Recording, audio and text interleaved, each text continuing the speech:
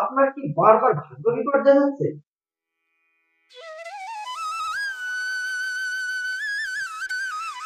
নমস্কার, আমি রাকেশ শাস্ত্রী, জ্যোতিষ চেম্বারে আপনাদের সবাইকে স্বাগত।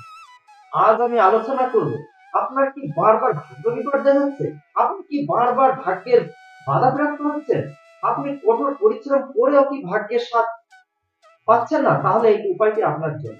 হ্যাঁ, ঠিকই শুনেছেন, এই আপনার উপায়টি আপনার জন্য। আপনারা কি করবেন? আপনারা আপনাদের নিজ ধর্মস্থানে মন্দির, মসজিদ, গির্জা যেকোনো আপনাদের নিজের ধর্মের স্থানে আপনারা মাসে একবার করে যান।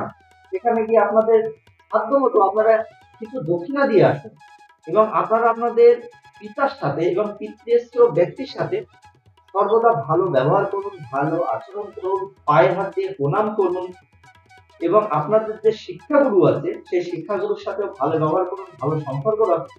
এর ফলে আপনাদের ভাগ্য আপনাদের সবসময় আপনাদের সাথ দেবে। আপনাদের ভাগ্য বিপর্যয় থেকে আপনারা সহজেই কাটাতে পারবেন। আপনারা উপায়টি করেই দেবেন।